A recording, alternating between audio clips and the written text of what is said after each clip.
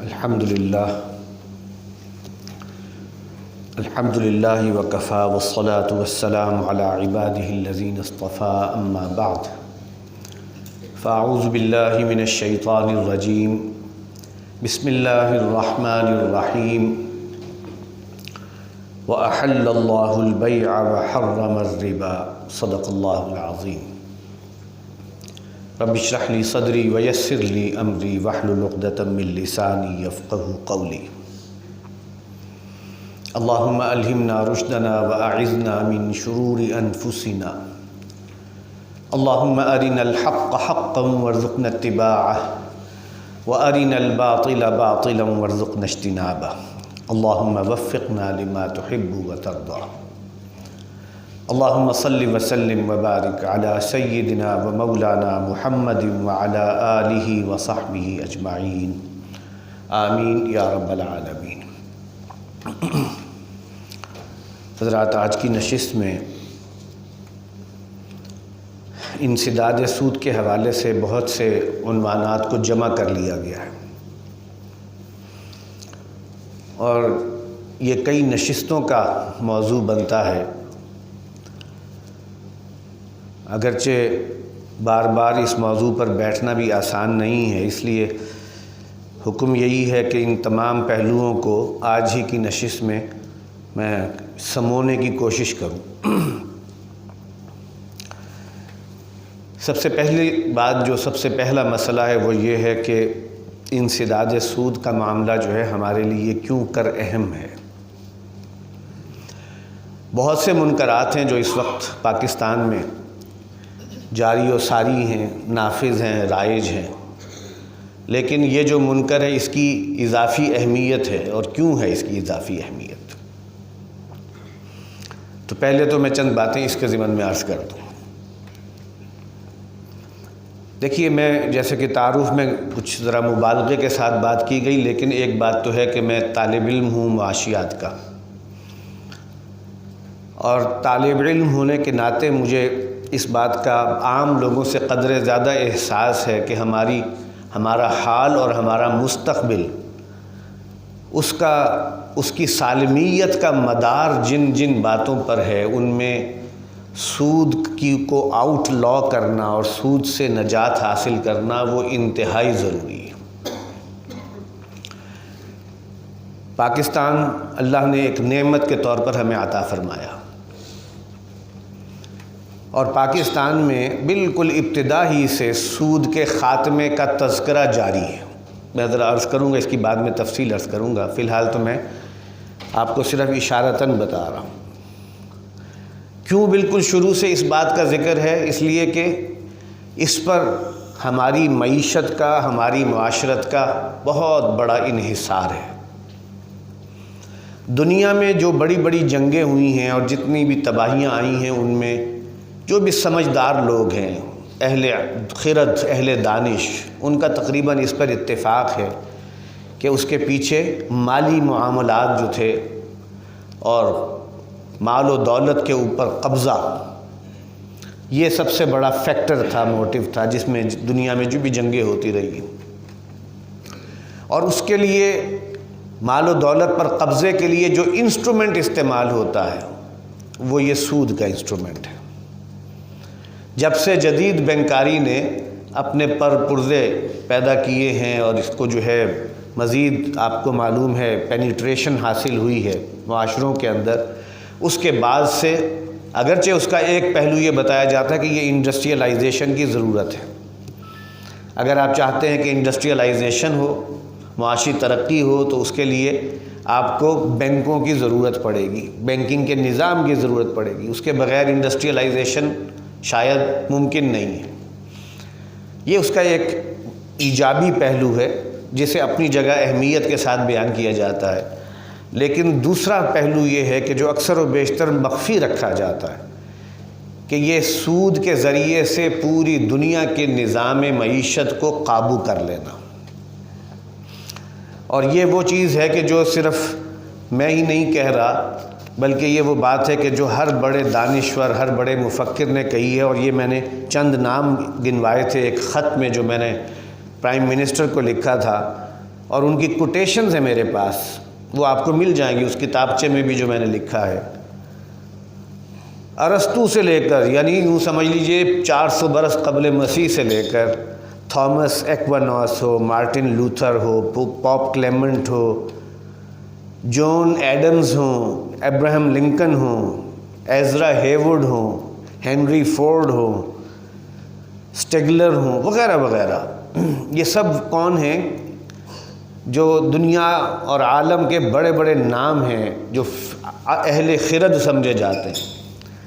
انہوں نے جو خلاصتاً بات میں کہوں تو کیا ہے، انہوں نے یہ کہا ہے کہ یہ جو نظام ہے سود خوری کا اور اس کے لیے جو بینکنگ کا نظام ہے، یہ انسانیت کے لیے تباہ کن ہے، انسانیت سوز ہے۔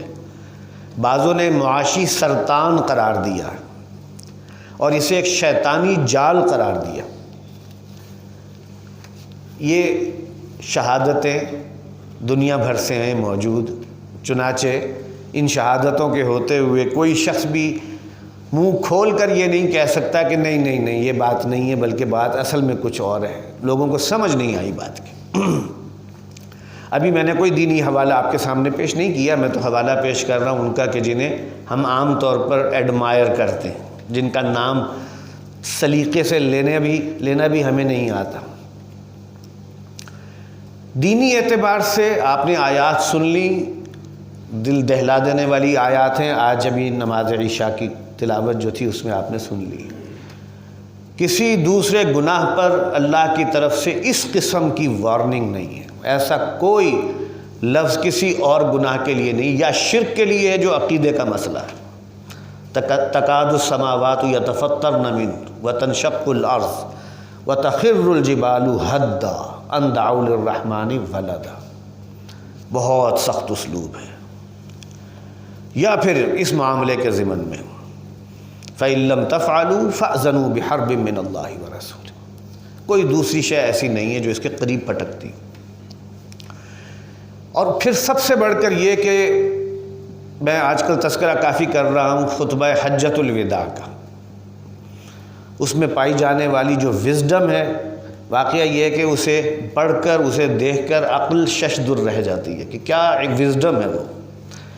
اور ہم دنیا کی اور بہت سی ڈاکیومنٹ سے بڑے متاثر رہے ہیں، میں خود بہت متاثر رہا ہوں مختلف ڈاکیومنٹ سے، انسانی حقوق کے ڈاکیومنٹ سے، لیکن جب سے اس خطبہ حجۃ الوداع کا مطالعہ شروع کیا اور اس کو جو ہے پڑھنا اور سمجھنا شروع کیا تو محسوس ہوا کہ اصل حکمت، اصل وزڈم تو یہاں ہے۔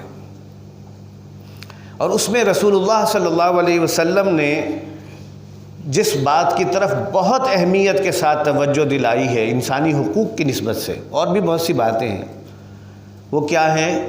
ان دماءکم و اموالکم و اعراضکم حرام علیکم کحرمت یومکم ھذا فی شہرکم ھذا فی بلدکم ھذا۔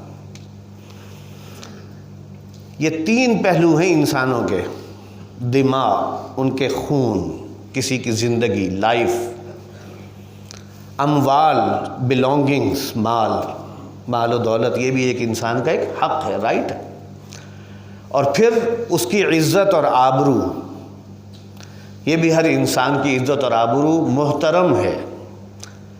اس کا احترام جان، احترام مال اور احترام عزت و آبرو اتنی اہمیت سے بیان کیا ہے کہ واقعہ یہ ہے کہ الفاظ اس سے زیادہ جامع لانا ممکن ہی نہیں۔ حرام علیکم کا حرمت یومکم ھذا فی شہرکم ھذا فی بلدکم ھذا، کیا بلاغت ہے آج کے دن کی یہ حرمت۔ یہ دن کون سا تھا؟ حجۃ الوداع۔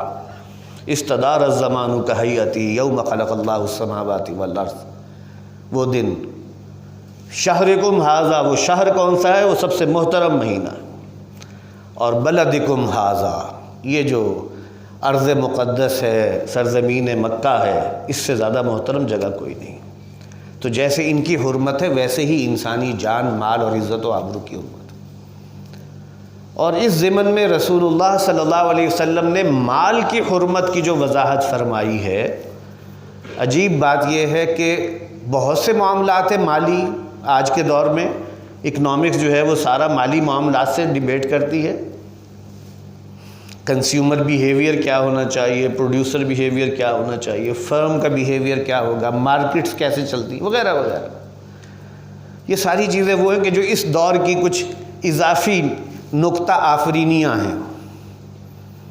اصل بات جو آپ صلی اللہ علیہ وسلم نے فرمائی ہے وہ چند باتیں ہیں، اصولی باتیں۔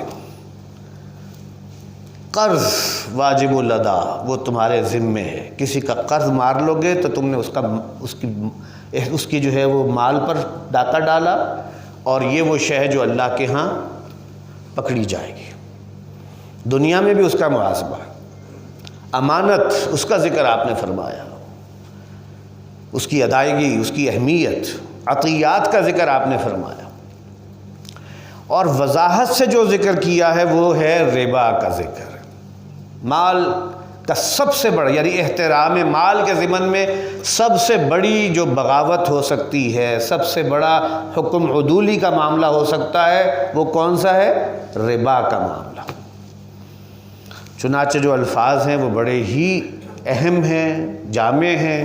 الا کل شیء من امر الجاہلیت تحت قدمی موضوع، سن لو، آگاہ ہو جاؤ، جاہلیت کے تمام معاملات میرے پیروں تلے رون دیے گئے، منسوخ کر دیے گئے۔ دور جاہلیت میں جان، مال، عزت، آبرو، اس کی کوئی حفاظت نہیں تھی۔ جب اس کا ایک منشور نبی صلی اللہ علیہ وسلم نے عطا فرما دیا، دیر اینڈ دین وہ پاس بھی ہو گیا، وہ امپلیمنٹ بھی ہو گیا، اور پھر فرمایا وَرِبَ الْجَاهِلِيَّةِ موضوع، جاہلیت کا ربا منسوخ۔ یہ آپ کس حیثیت میں فرما رہے ہیں؟ حالانکہ حرمت ربا کا حکم تو آ چکا ہے غزوہ احد کے موقع پر ہی، 3 ہجری، اور اس موقع پر وہ آیات نازل ہوئی ہیں، یا ایھا الذین آمنوا لا تاکلوا الربا اضعافا مضاعفا واتقوا اللہ، مت کھاؤ ربا بڑھتا چڑھتا، اللہ کا تقوی اختیار کرو۔ اور اس حکم کے بعد سے لے کر خطبہ حجۃ الوداع تک کتنے سال گزر چکے ہیں؟ 3 وہ ہے، 9 یہ ہے، 6 سال سے زیادہ کا عرصہ گزر چکا۔ جا بجا آپ صلی اللہ علیہ وسلم نے وضاحت فرمائی، یہ معاملہ ربا ہے، یوں نہ کرو، اسے چھوڑ دو، اس سے باز آ جاؤ، اور یوں کرنا چاہتے ہو تو اس کا صحیح طریقہ یہ ہے۔ موقع نہیں ہے کہ میں ان ساری تفصیلات کو عرض کر سکوں، اس لیے کہ ایک ربا تو وہ تھا جسے دور جاہلیت میں بھی ربا ہی کہتے تھے، وہ ہے جسے ربا النسیہ سے موسوم کیا جاتا ہے، قرض پر مشروط اضافہ، مختصر ترین الفاظ میں۔ اس کی جب ممانعت آئی ہے تو کسی کو یہ پوچھنے کی ضرورت نہیں پیش آئی کہ اللہ کے نبی ذرا ڈیفائن تو کیجئے گا کہ ربا ہوتا کیا ہے۔ جب حکم آ گیا، پتہ چل گیا کہ کس چیز کے بارے میں بات ہو رہی ہے، وہ ایک ٹرم کے طور پر، ایک اصطلاح کے طور پر رائج تھی۔ چنانچہ آپ صلی اللہ علیہ وسلم نے جا بجا اس کی وضاحت فرمائی ہے، خیبر کے موقع پر بھی ہوئی ہے، اس سے پہلے غزوات میں بھی ہوئی ہے۔ جب مال غنیمت تقسیم ہوا ہے تو کچھ لین دین لوگوں نے کیا، جو ان کی جس کے حصے میں مال آیا، بتایا گیا نہیں یہ نہ کرنا، یہ ربا ہوگا۔ یہ کون سی حیثیت ہے؟ اور یہ کون سی حیثیت ہے جب آپ صلی اللہ علیہ وسلم فرما رہے ہیں، اعلان کر رہے ہیں وَرِبَ الْجَاهِلِيَّةِ مَوْضُوعٌ وَأَوَّلُ رِبًا أَضَعُ مِنْ رِبَانَا رِبَا عباس ابن عبد المطلب فَهُوَ مَوْضُوعٌ كُلُّ، پہلا ربا جو میں منسوخ کرنے کا اعلان کرتا ہوں وہ عباس ابن عبد المطلب رضی اللہ تعالیٰ عنہ کا ربا ہے، وہ منسوخ سب کا سب۔ تو بڑا باریک سا فرق ہے، پہلا حکم آپ دے رہے ہیں ایک نبی کی حیثیت سے، ایک رسول کی حیثیت سے، اور اس کی تفصیلات بیان فرما رہے ہیں۔ یہ حکم آپ ارشاد فرما رہے ہیں، جاری کر رہے ہیں ایک ریاست کے سربراہ کی حیثیت سے۔ اب معاملہ صرف 1 to 1 نہیں رہ گیا، اب معاملہ صرف تمہاری ذات سے متعلق نہیں ہے، اب یہ اجتماعیت کا معاملہ ہے۔ چنانچہ آپ صلی اللہ علیہ وسلم کا یہ فرمان جو ہے وہ ایک اجتماعی نظام کے حوالے سے ہے، یہ صرف کوئی تعلیم نہیں ہے آسمانی جو آپ دے رہے ہیں، بلکہ اس کی امپلیمنٹیشن کر کے دکھا رہے ہیں، اور یہ امپلیمنٹیشن دور صحابہ میں قائم رہی ہے۔ یہ ایک غیر قانونی عمل قرار رہا ہے، اور کچھ ایسے قبائل کے جنہوں نے ربا کے معاملے میں ابتداءً تو معاہدہ کر لیا کہ ہم اس کا لین دین نہیں کریں گے، بعد میں انہوں نے عہد شکنی کی، حضرت عمر رضی اللہ تعالیٰ عنہ کے دور میں ان کو مدینے اور اس کے اطراف سے نکال دیا گیا۔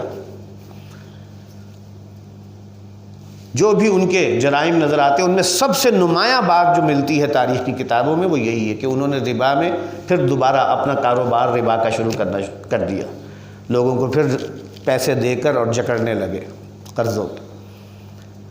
اس اعتبار سے یہ بات بالکل واضح رہنی چاہیے کہ یہ معاملہ دینی اعتبار سے نہ صرف افراد سے متعلق ہے، بلکہ اجتماعیت، جو مسلمانوں کی اجتماعیت ہے، اس کے بھی ایک لازمی جز کی حیثیت سے یہ شے امپلیمنٹ ہونی لازم ہے، نافذ ہونی لازم ہے، ورنہ مسلمانوں کی اجتماعیت کے جو وجہ جواز ہیں وہ ایک ایک کر کے ختم ہو جاتے ہیں۔ دوسری بات یہ ہے کہ یہ دینی اعتبار سے تو یہ اس کی اہمیت ہے، آئینی اعتبار سے ہم کہاں کھڑے ہیں؟ پاکستان ایک خارج میں اپنا ایک وجود رکھتا ہے، اس کی باؤنڈریز ہیں، اس کا ایک دستور ہے، اس کا ایک نظام ہے۔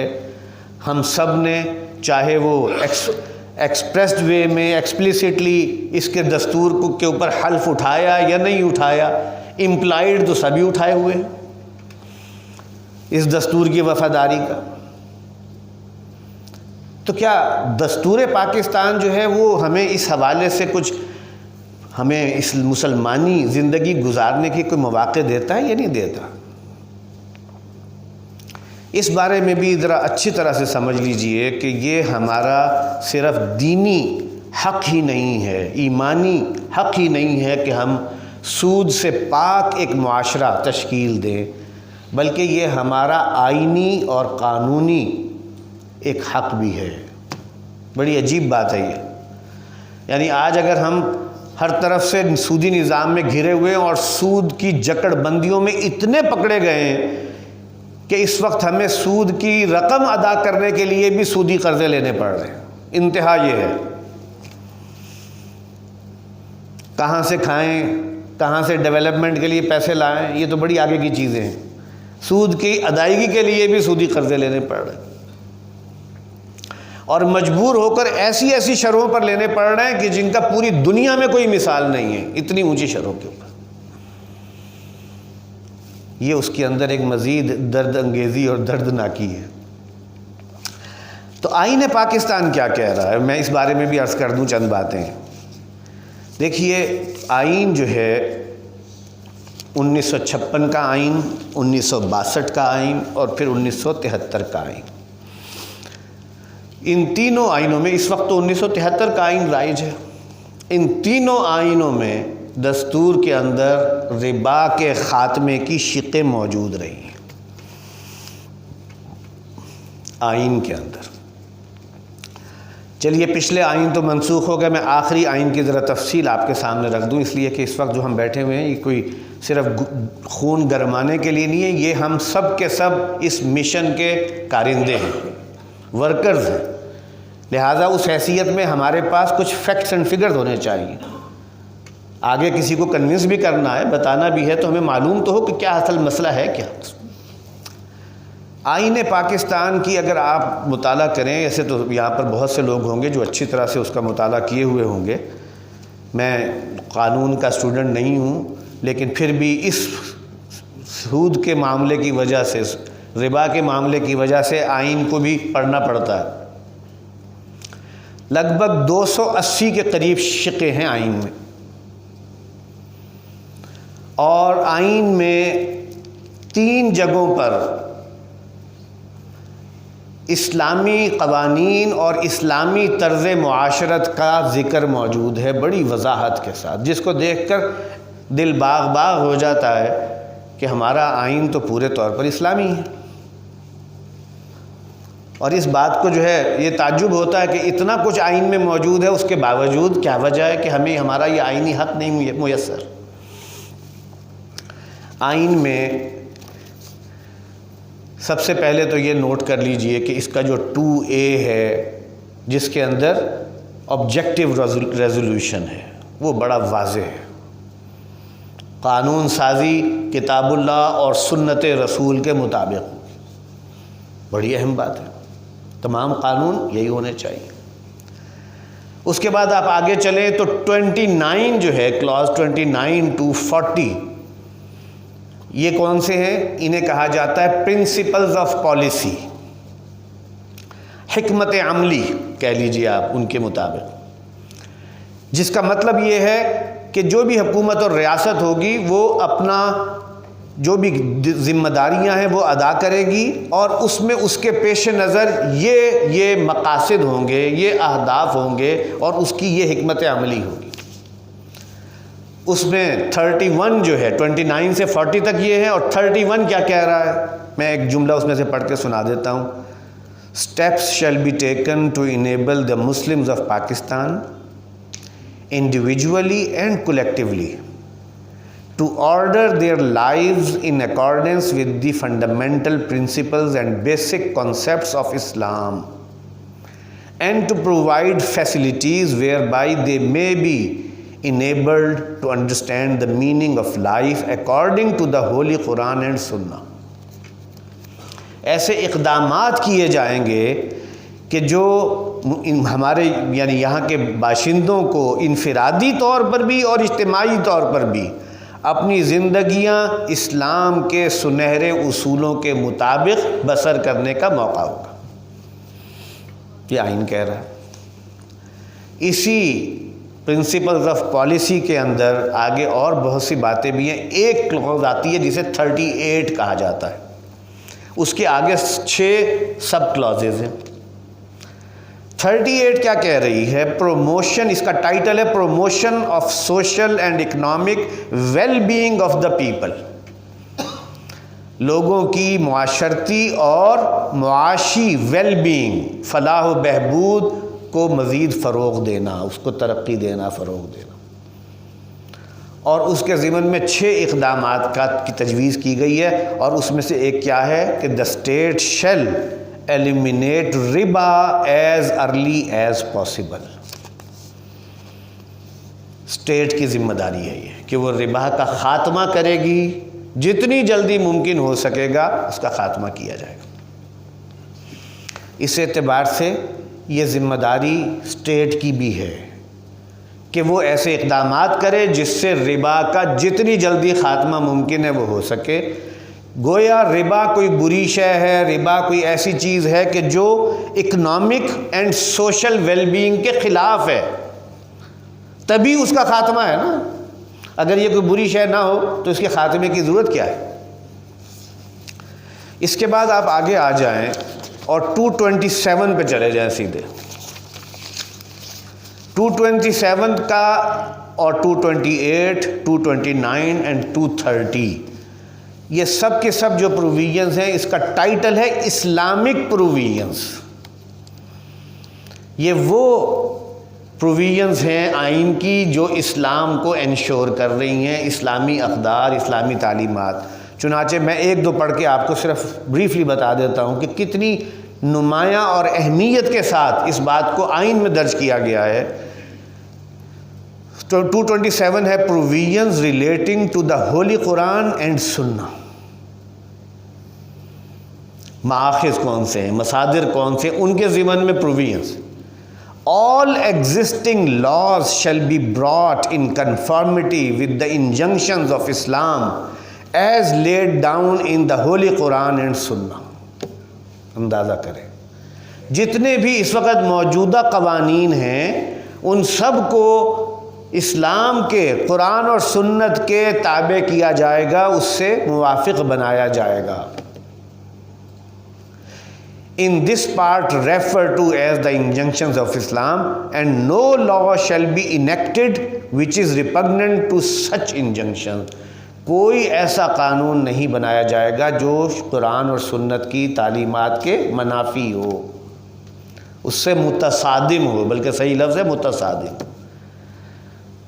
اتنی واضح بات ہے، اب اور کیا کسر ہے؟ کیوں یہ حق ہمیں نہیں مل رہا؟ کیوں یہ تمام قوانین قرآن و سنت کے تابع نہیں ہیں؟ آپ کو یاد آ رہا ہوگا والد محترم رحمہ اللہ کہا کرتے تھے کہ یہ منافقت کا پلندہ ہے۔ اتنی واضح باتوں کے باوجود حال یہ ہے کہ ہر وہ کام ہو رہا ہے اور اس کی قانونی سپورٹ موجود ہے کہ جو دین سے متصادم ہے۔ اسی کو امپلیمنٹ کرنے کے لیے، اسے بروئے کار لانے کے لیے 228 میں اسلامک کاؤنسل کا ذکر ہے، جسے آج ہم کاؤنسل آف اسلامک آئیڈیالوجی کہتے ہیں، اور اس کی ذمہ داریوں میں سے یہ ہے کہ وہ ایسی قوانین اور ایسی تجویز کرے گی، ایسی ریکمنڈیشن دے گی، اور دے کر جو وفاق سے متعلق ہے وہ وفاق کو دے گی، جو صوبوں سے متعلق ہے وہ صوبوں کو دے گی، تاکہ معاملات کو، قوانین کو، طریقوں کو قرآن و سنت کے تابع لایا جائے۔ یہ ایک گویا کانسٹیچوئنٹ باڈی ہے، کاؤنسل آف اسلامک آئیڈیالوجی۔ یہ بھی کوئی پرائیویٹ ادارہ نہیں ہے، یہ کوئی دارالافتاء نہیں ہے، بلکہ اس کی ایک پوری حیت ہے جو آئین کے اندر بتائی گئی ہے، اور اس کے مطابق اس کی ذمہ داریاں ہیں اور اس کے فنکشنز ہیں۔ ایک فنکشن صرف پڑھ دیتا ہوں، آپ کو بات سمجھ آ جائے گی، باقی سارے پڑھنے کی ضرورت ہی نہیں ہے۔ To make recommendations to the parliament and the provincial assemblies as to the ways and means of enabling and encouraging the Muslims of Pakistan to order their lives individually and collectively in all respects in accordance with the principles and concepts of Islam as enunciated in Holy Quran and Sunnah۔ تو گویا اس کا طریقہ بھی بتا دیا گیا کہ council of Islamic ideology یہ تجاویز دے گی۔ اس کے بعد ایک شے اور ہے جو درمیان میں ہے، جو غالباً سن 1980 میں ایک امینڈمنٹ کے ذریعے سے ڈالی گئی تھی آئین کے اندر، اور وہ ہے 203C اینڈ 203D۔ وہ کیا ہے؟ وہ ہے فیڈرل شریعت کورٹ کا قیام اور اس کی ذمہ داریاں اور اس کی کمپوزیشن، وہ کیسی ہوگی۔ 203C کے اندر تو اس کی کمپوزیشن بتائی گئی ہے، قیام بتایا گیا، اور 203D میں اس کی ذمہ داریاں بتائی گئی، اور ان ذمہ داریوں کا خلاصہ یہ ہے کہ وہ قوانین کا جائزہ لے گی، چاہے وہ خود سو موٹو کوئی ایکشن لے یا کوئی اپیل کرے اس کے پاس کہ فلاں قانون جو ہے وہ شریعت کے خلاف ہے، وہ اس کا جائزہ لے گی۔ پھر وہ حکومت وقت کو کہے گی، اگر وہ معاملہ فیڈریشن سے متعلق ہے تو فیڈرل گورنمنٹ کو کہے گی کہ اس کے بارے میں تم اپنی رائے دو، پروونسز سے متعلق ہے تو پروونسز کو کہے گی کہ اس کے بارے میں اپنی رائے دو، اور اس کے بعد سارا جائزہ، اور جائزے کی بھی پوری تفصیلات دی گئی ہیں کہ کیسے جائزہ لے گی وہ، اور پھر فائنلی وہ فیڈرل شریعت کورٹ جو ہے اس کے ضمن میں ایک فیصلہ دے گی واضح کہ یہ شے قرآن اور سنت کے خلاف ہے، یہ لا، یہ قانون، چنانچہ یہ قانون کل عدم قرار دیا جائے۔ اس کے لیے ایک وقت مقرر کرے گی اور حکومت کو کہے گی کہ اس کے مطابق نئے قوانین وضع کرے، نئے طریقے وضع کرے، اور اگر حکومت اس وقت تک کوئی نئے قوانین یا طریقے وضع نہیں کر پاتی تو وہ قانون از خود کل عدم ہو جائے گا، منسوخ ہو جائے گا۔ اندازہ کریں سسٹم کتنا کمپریہنسولی سوچا بھی گیا ہے اور اس کو آرٹیکولیٹ بھی کیا گیا۔ یہ ساری چیزیں جہاں ایک بہت بڑی غنیمت کی باتیں ہیں جو میں عرض کر رہا ہوں، وہیں آپ یقین جانیے بہت بڑی لائبلٹی ہے۔ یہ کچھ تمہیں دیا گیا ہے اے مسلمانان پاکستان، یہاں تک تمہیں پہنچا دیا گیا ہے، اور تمہیں کیا ہو گیا ہے؟ اس کے باوجود تم ٹس سے مس ہونے کو تیار نہیں۔ لہٰذا پھر اللہ کی طرف سے جو کچھ ہوتا ہے وہ ہوتا ہے۔ اس قانونی آئینی پوزیشن کے ساتھ اب میں آپ سے عرض کر دوں کہ پاکستان میں انسداد سود کے حوالے سے مختلف ادوار ہیں، انہیں ذرا موٹا موٹا سمجھ لیجئے۔ وہ جو دوسرا نقطہ تھا نا، مراحل کیا ہیں، اور انہی کے تناظر میں یہ بات کہ ہم آج کہاں کھڑے ہیں۔ دیکھیے، ایک دور ہے 1980 سے پہلے کا، اسے آپ سب کو یعنی 1947 سے لے کر 1980 تک کو آپ بریکٹ کر دیں تو یہ ایک پورا دور ہے۔ 1980-81 ایک اہم لینڈ مارک ہے، پھر 1980-81 سے لے کر 1990-91 یہ دوسرا ایک دور ہے، اور 90-91 سے لے کر 1999 اور 2000 تک ایک تیسرا دور ہے۔ یہ تقریباً پچھلے دور کو دیکھ لیجئے، وہ تو ایک لمبا ہے، درمیان میں 10-10 سال کے وقفے آ رہے ہیں، اور کہیں نہ کہیں مشیت ASD میں یہ ساری ڈسٹریبیوشن جو ہے کسی اسکیم کا حصہ ہے۔ اور اس کے بعد پھر 99 سے جو دور شروع ہوئے ہیں وہ اسے آپ تنزلات کہہ لیجئے، یہ زوال کا دور کہہ لیجئے۔ پہلے دور میں ہم قدم بقدم آگے بڑھے ہیں، اور 99 بلکہ 2002 کے بعد سے ہم نے پسپائی اختیار کی ہے، اور اس کے نتیجے میں اس وقت ہم جہاں کھڑے ہیں میں اس کی بھی وضاحت کروں گا۔ 1980 سے پہلے پہلی چیز کیا تھی؟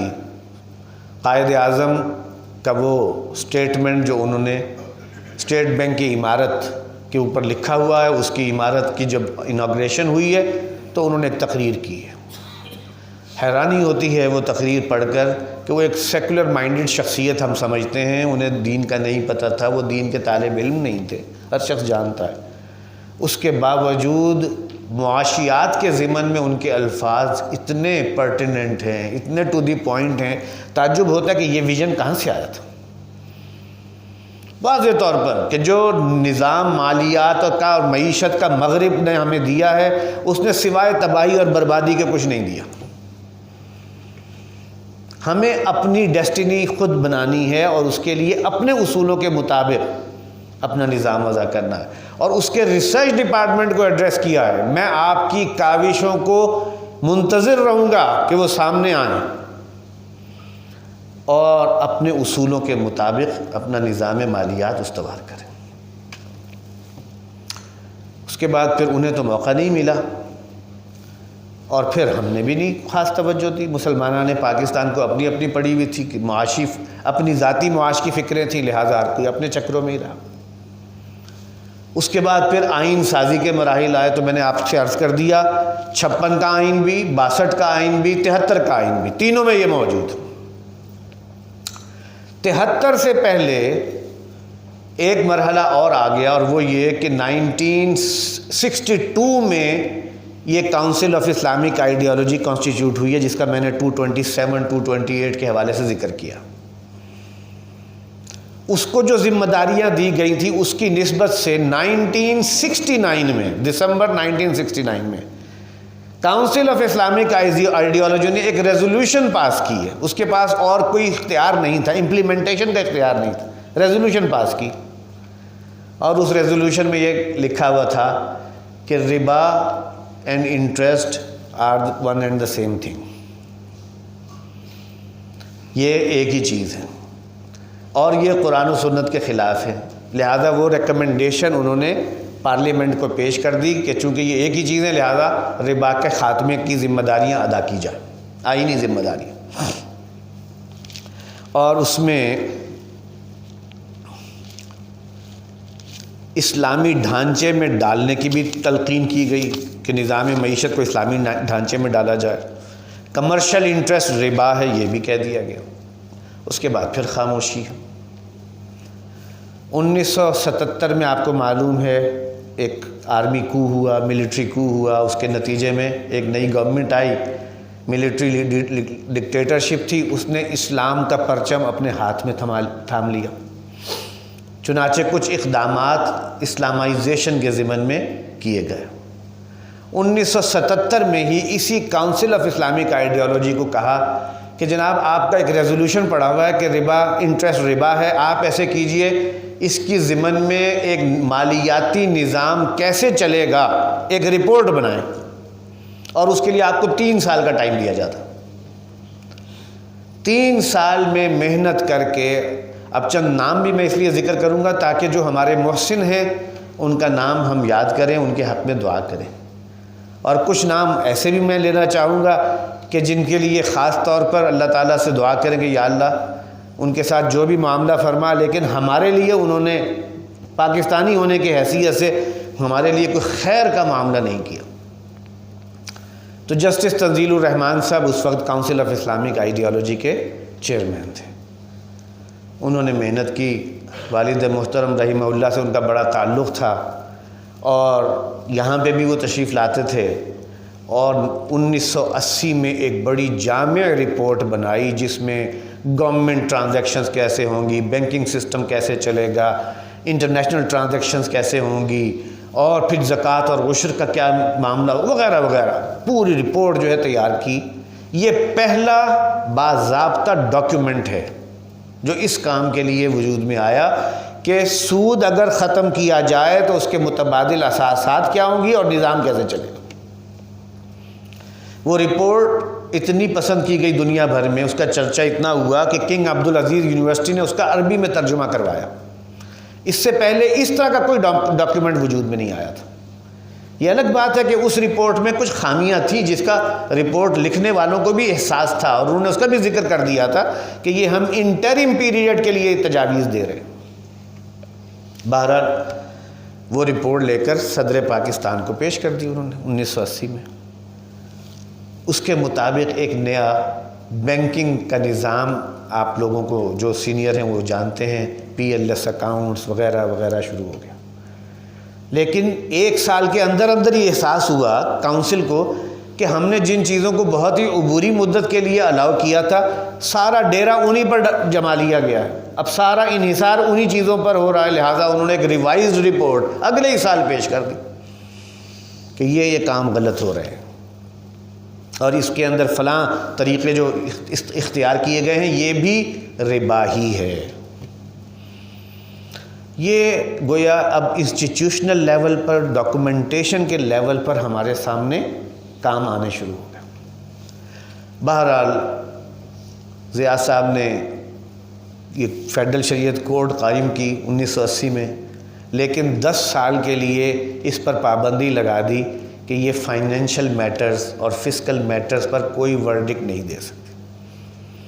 کچھ چیزیں اس کی آؤٹ آف باؤنڈ رکھیں، آپ کو یاد ہی ہوگا فیملی لاز، وہ ابھی تک ایسا ہی ہے معاملہ۔ اسی طریقے سے پروسیجرل لاز، ان کے اوپر بھی وہ اپنا کوئی نہیں رائے دے سکتی، فیصلہ نہیں سنا سکتی، اور یہ فسکل لاز، فائنینشیل لاز، ان کے بارے میں بھی 10 سال تک نہیں۔ 10 سال پورے ہو گئے دیکھتے ہی دیکھتے، وقت کا دھارا تو نہیں رکتا، اور اب اللہ کا کرنا یہ ہوا کہ وہی جسٹس تنزیل الرحمان صاحب جو پہلے وہاں بیٹھے ہوئے تھے اور انہوں نے یہ محنت کر کے اپنی ذمہ داری ادا کر دی تھی، اب وہ as a chief justice of federal شریعت کورٹ میں بیٹھے ہوئے تھے۔ چنانچہ جیسے ہی 10 سال پورے ہوئے، کورٹ نے وہ کیس ٹیک اپ کر لیا، سو موٹو بھی، اور ساتھ ہی ایک آدھ کیس جو تھا وہ کسی نے پلیڈ کیا تھا، محمود الرحمان فیصل نامی ایک شخص، وہ اب بھی موجود ہے، اور اس کے ساتھ کئی اور کیسز بھی آ گئے۔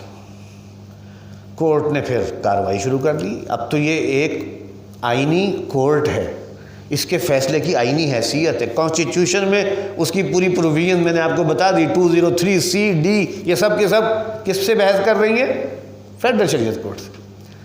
چنانچہ اس نے پھر اپنی کارروائی شروع کی، اور کیس میں پیشیاں ہوئیں، بلا لیا ماہرین کو، کویسچنز کیے گئے، آنسرز ہوئے، اور تقریباً یوں سمجھ لیجئے چند مہینے کی کارروائی کے بعد کورٹ اس نتیجے پر پہنچ گئی کہ interest in all its forms and manifestations is nothing but ربا۔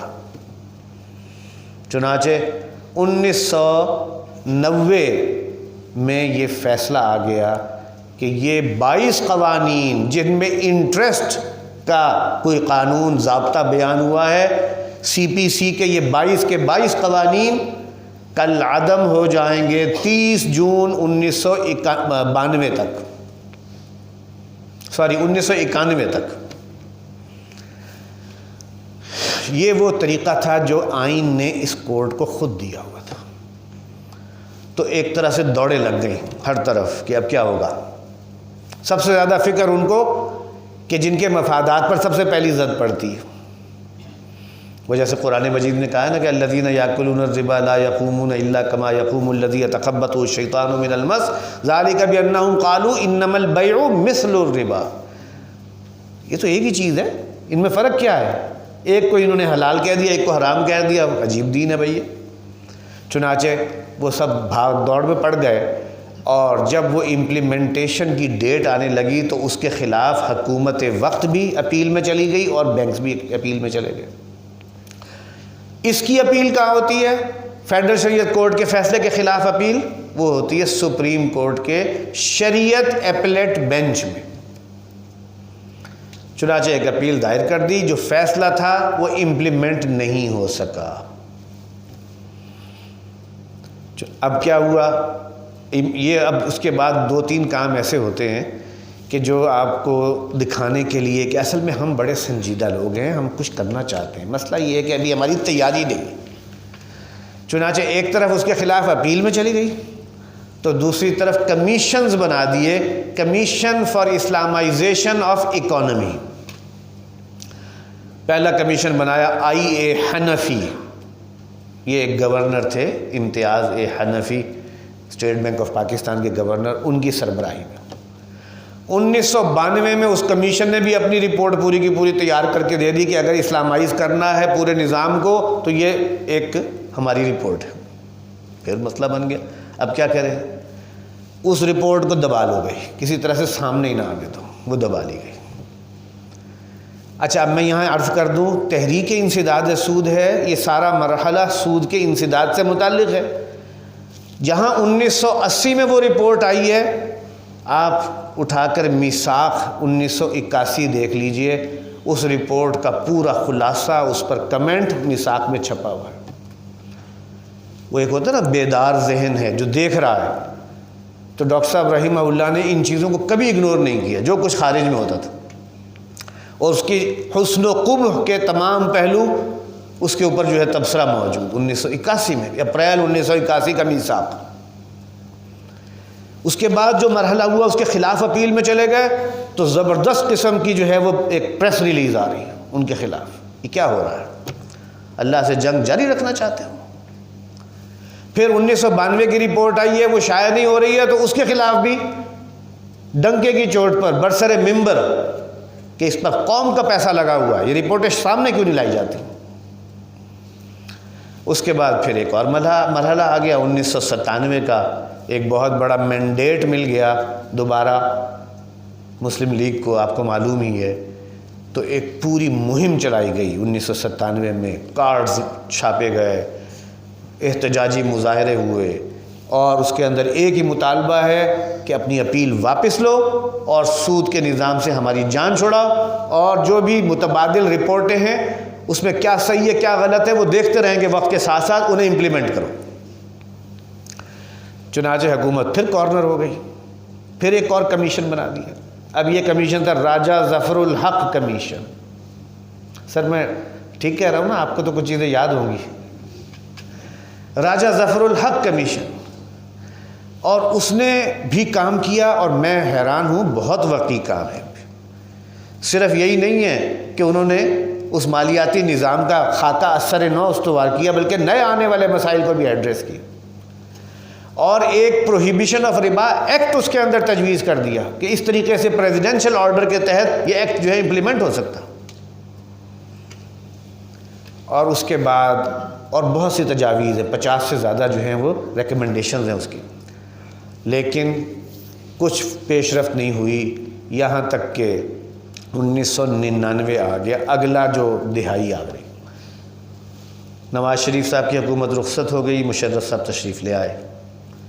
آتے ہی یہ کیس، چونکہ ایک دباؤ پڑا ہوا تھا پہلے سے، موومنٹ چلی ہوئی تھی، چنانچہ فیڈرل سپریم کورٹ کے شریعت اپیلیٹ بینچ میں یہ کیس سماعت کے لیے فکس ہو گیا۔ میں ذاتی طور پر اس کیس کے ساتھ وابستہ ہوا ہوں کہ 1995 سے، اس سے پہلے طالب علمی کا دور ہے، کوئی اتنی شعور کا دور نہیں تھا کہ مجھے ان چیزوں کا اتنا احساس ہوتا، لیکن 1994-95 میں کچھ لکھنا شروع کیا اس موضوع پر، اور تب سے کچھ تحریریں اور کچھ پڑھنے اور لکھنے کا سلسلہ شروع ہو گیا۔ چنانچہ کچھ تھوڑا سا تعارف تھا اس حوالے سے مجھے، تو 1999 کا جب فیصلہ شروع ہوا، سماعت شروع ہوئی، تو اسلامک یونیورسٹی اسلام آباد کے ایک ڈائریکٹر جنرل صاحب وہ تشریف لائے، وہ میرے استاذ بھی تھے جب میں وہاں پڑھتا تھا۔ انہوں نے والد صاحب رحمہ اللہ سے یہ ریکویسٹ کی کہ جی اس کو ہمیں کچھ عرصے کے لیے دے دیں، اس لیے کہ اب کورٹ میں کیس چل رہا ہے اور کورٹ نے ہم سے یہ سوالات کے جوابات مانگے، ہمیں اس کی جوابات کی تیاری کے لیے ایک بندے کی ضرورت ہے۔ یوں اس ریکویسٹ کے نتیجے میں مجھے اسلام آباد جانا پڑ گیا، اور تب سے اس کے ساتھ جو ہے نا وابستگی زیادہ گہری ہو گئی اس کیس کے ساتھ۔ اور 1999 والا جو سماعت چلی ہے 6 مہینے تقریباً، وہ میں نے بہت ہی باقاعدگی کے ساتھ کورٹ میں حاضری بھی دی اور اس کے ساتھ ساتھ کورٹ کو اسسٹ بھی کیا، اور جو ہم ایک جواب ہماری طرف سے ڈاکومنٹ کی صورت میں داخل کیا گیا کورٹ میں، اس کی تیاری میں بھی الحمدللہ اللہ نے مجھے موقع دیا اور کافی مجھے اس میں کام کرنے کا موقع ملا۔ تو یہاں سے ایک براہ راست کہہ لیجیے انوالومنٹ شروع ہو۔ اللہ نے ایک عجیب نظارے دکھائے ہیں اس کیس کے دوران۔ وہ لوگ کہ جو اس سے پہلے، وہ ججز جو اس سے پہلے بڑے یکسو تھے کہ انٹرسٹ جو ہے وہ نہ آئینی طور پر غلط ہے اور نہ ہی دینی طور پر، ان کو رفتہ رفتہ بدلتے دیکھا میں نے وہاں پہ، سٹیپ بائی سٹیپ۔ شروع میں وہ ہماری سائیڈ کو بات ہی نہیں کرنے دیتے تھے، کھڑے ہو کر ہم کوئی نقطہ بیان کرتے تھے تو ہمیں سنب کر دیتے تھے، لیکن دوران سماعت انہیں محسوس ہونا شروع ہوا کہ یہ کچھ جو کہہ رہے ہیں غلط نہیں کہہ رہے۔ اللہ نے ان کے دل موڑ دیے، اور اس کے بعد حالت یہ ہو گئی کہ جب سماعت کے آخری ایک آدھ مہینہ کے جو جس طریقے سے وہ سلوک ہمارے ساتھ شروع میں کرتے تھے، وہی سلوک اب وہ بینکوں اور سرکار کے وکلاء کے ساتھ کرنے لگے، یہاں تک کہ جسٹس وجیہ، اب میں نام اس لیے لے رہا ہوں کہ یہ بھی ہماری دعاؤں کے مستحق ہیں، محسن ہیں یہ، جسٹس وجیہ الدین صاحب اس سے پہلے ربا کے ضمن میں دوسرا رائے رکھتے تھے، بلکہ فیصلے دیے ہوئے تھے، سندھ ہائی کورٹ کے چیف جسٹس کے طور پر سود کے حق میں فیصلے تھے ان کے ریکارڈ پر، اور شاید یہی وہ کوالیفیکیشن تھی کہ انہیں خاص طور پر لا کے بٹھایا گیا تھا اس کورٹ میں کہ یہ اپنے پرانے فیصلوں کا تو پاس رکھیں گے نا۔ لیکن انہوں نے جو فیصلہ دیا، جسٹس خلیل الرحمان صاحب، جسٹس تقی عثمانی صاحب، جسٹس وجیہ الدین صاحب، جسٹس محمود احمد غازی صاحب، اور ایک اور صاحب اور بھی ہیں جنہوں نے بعد میں اپنا وہ بدل لیا سٹانس، منیر شیخ، باقی حضرات نے جو فیصلے لکھے ان میں جسٹس وجیہ الدین صاحب کا سب سے سخت فیصلہ تھا کہ آپ ان کو اگر 1.5 سال کی مہلت دے رہے ہیں تو میں 1.5 سال کی بھی مہلت نہیں دینا چاہتا۔ بہرحال یہ اللہ کی قدرت کے کرشمے تھے کچھ، اور 23 دسمبر 1999 کو وہ فیصلہ آیا جو گویا ہمارے اوپر وہ آخری حجت تھی۔ سپریم کورٹ شریعت اپیلیٹ بینچ اپ ہیلڈ کیا پچھلا فیصلہ 1991 کا اور کہا کہ وہ فیصلہ درست تھا۔ سود ان all its forms and manifestation از ربا، ربا کی ایک تعریف معین کی، 800 صفحات کا وہ فیصلہ ہے، بہت اہم ڈاکیومنٹ ہے۔ میں نے ایک ویب سائٹ بنائی ہوئی ہے giveupriba.com، اس کے اوپر یہ چیزیں ڈال دی ہوئی ہیں ساری، جس کو دلچسپی ہو وہاں دیکھ سکتا۔ اس فیصلے کے بعد اب پھر کچھ کام شروع ہوئے، اس لیے کہ اب تو کوئی چارہ ہی نہیں تھا، اب تو قبول کرنا ہی چاہیے، اس لیے کہ اب سپریم کورٹ کے آگے تو کوئی کورٹ ہے ہی نہیں۔ لیکن میں نہ مانوں کی روش پھر قائم رہی۔ مشرف صاحب نے اب دوسرا پینترا بدلا۔ وہ کیا؟ پہلے تو ڈیڈ لائن بڑھانے کے لیے 2 سال کی ایک درخواست ڈالی گئی کہ 2 سال کی مہلت اور دی جائے۔ کورٹ نے وہ درخواست ریجیکٹ کر دی اور 1 سال کی مہلت بڑھا دی۔ 1 سال کی مہلت بڑھنے سے 2001 کی ڈیڈ لائن تھی پہلے، اب 2002 جون کی ڈیڈ لائن ہوگی۔ اس کے آنے سے پہلے اب ایک ریویو پٹیشن فائل کر دی جو کہ بالکل غیر قانونی اور بے ضابطگی کی بنیاد پر تھی، اس لیے کہ اب ریویو پٹیشن کی گنجائش کوئی نہیں تھی قانوناً، لیکن بیک ڈیٹس ایسے کاموں کے لیے پھر وہاں کے جو ہوتے ہیں نا وہ کام آتے ہیں رجسٹرار وغیرہ، بیک ڈیٹس میں ایک اپلیکیشن ڈالی گئی اور ججز کا پینل ٹوٹ گیا، پی سی او پر حلف اٹھانے کا کہا گیا۔ اکثر جج اس لیے فارغ ہو گیا کہ انہوں نے پی سی او پر حلف ہی نہیں اٹھایا۔ ہم کیوں اٹھائیں بھائی، ہم نے تو آئین پہ حلف اٹھایا ہوا۔ جسٹس تقی عثمانی صاحب نے حلف اٹھا لیا یہ سوچتے ہوئے کہ یہ کیس موجود ہے، میں بھی چلا گیا تو یہ کیس جو ہے نا الٹا دیا جائے گا، لیکن اس کے باوجود اس سماعت سے چند دن پہلے بغیر کوئی وجہ بتائے ان کا نام نکال دیا اس پینل میں سے۔ اب نیا ایک پینل وجود میں آیا، اس کا بھی میں نام اس لیے لیتا ہوں تاکہ ذہن میں رہے۔ قاضی فاروق ایک جج تھے، اس میں بٹھایا گیا۔ جسٹس ریاض ایک جج جو بعد میں چیف جسٹس بھی ہوئے، ریاض احمد۔ منیر شیخ یہ پچھلے بینچ کی باقیات میں سے تھے، اور ایک رشید جالندری صاحب ہیں، وہ آج بھی موجود ہیں، اور جسٹس خالد محمود صاحب، علامہ خالد محمود صاحب، جن کا اس قسم کے معاملات سے کوئی تعلق ہی نہیں تھا۔ وہ ختم نبوت کے ایک کارکن تھے، شریعت کے یہ میٹرز، فائنینشیل میٹر، اس کا کوئی پتہ ہی نہیں تھا، بس انہیں لا کے بٹھا دیا۔ اور وہ بہت ہی ہیسٹی میں فیصلہ ہوا 2002 میں، اور پچھلے دونوں فیصلوں کو سیٹ اسائیڈ کر کے کالعدم قرار دے دیا، گویا زیرو اسکوائر پر ہمیں پہنچا دیا، اور ساری محنتیں جتنی تھیں وہ ملٹی پلائڈ بائی زیرو۔ یہاں سے گویا جو اترائی شروع ہوئی ہے تو ابھی تک ہم اترائی پر ہی ہیں۔ معاملہ ریمانڈ کر دیا گیا فیڈرل شریعت کورٹ کی طرف کہ دوبارہ سارے کیس کی ازسر نو سماعت کریں، کہ آپ نے پہلے ساری جھک ماری تھی اور سپریم کورٹ بھی جھک مارتی رہی تھی، اب آپ دوبارہ سماعت کریں۔ ایسے معاملات میں یہ تو ایک ہتھ کنڈا ہوتا ہے، اصل بات یہ ہوتی ہے کہ ٹائم بائی کرنا۔ چنانچہ وہ وہاں فیڈرل شریعت کورٹ میں پڑا رہا 2002 سے 2012 آ گیا، اس کو دوبارہ سماعت کے لیے فکس ہی نہیں کیا گیا۔ 12 میں ہم نے اپیل دائر کی کہ بھائی اس کو فکس کریں سماعت کے لیے، حد ہوتی ہے ہر چیز کی۔ جواب ملا آپ اس کیس کے اوریجنل کیس کے لیے کے ضمن میں پارٹی نہیں تھے، لہٰذا آپ کو یہ درخواست دینے کا بھی حق نہیں۔ پھر ہم نے 2013 میں ایک اور درخواست دی کہ جناب ہم مسلمانان پاکستان ہیں، ہمیں کانسٹیٹیوشن اس بات کی جو ہے وہ گارنٹی دیتا ہے، لہٰذا ایک کانسٹیٹیوشن پٹیشن ہم دائر کرتے ہیں، اور وہ پٹیشن قبول ہو گئی، اور سن 2013 سے یہ کیس فیڈرل شریعت کورٹ میں گھسٹ رہا ہے، اور ساتھ ساتھ ہم بھی گھسٹ رہے ہیں۔ پہلے 14 سوالوں پر مشتمل سوال نامہ آیا، جی اس کا جواب چاہیے۔ کون سے سوال؟ وہی جو پہلے کئی دفعہ سوال پوچھے جا چکے ہیں، ان کے جواب دیے جا چکے ہیں، کورٹ نے فیصلے دے دیے، وہ بھی ایک جواب پھر لکھ کے دے دیا۔ الحمدللہ میں نے بھی کوشش کی، ایک جواب مرتب ہو گیا، اللہ نے مدد فرمائی، وہ اب کتابچے کی شکل میں موجود بھی ہے، آپ لے بھی سکتے ہیں۔ وہ چل تو چل ہے، کبھی کوئی بینچ ٹوٹتا ہے پھر بنتا ہے، پھر کوئی چیف ریٹائر ہو جاتے ہیں پھر ٹوٹ جاتا ہے اور پھر بنتا ہے۔ آخری جسٹس فدا محمد خان کا انتقال ہوا ہے نومبر 2019 میں، تب سے نیا بینچ ہی نہیں تشکیل دیا گیا تھا، اور اب آ کر پچھلے مہینے یہ بینچ دوبارہ تشکیل دیا گیا، تو 30 نومبر سے دوبارہ سماعت کا آغاز ہوا، اور اس سماعت کی اب تک 2 یا 3 ہو چکی ہیں۔ اب 21 تاریخ، پچھلی 21 کو آخری سماعت تھی، میں وہاں حاضر تھا، اب اس 21 کو اگلی سماعت کی ڈیٹ ہے، اور ہم یہاں بیٹھے ہیں اس موضوع پر گفتگو کرنے۔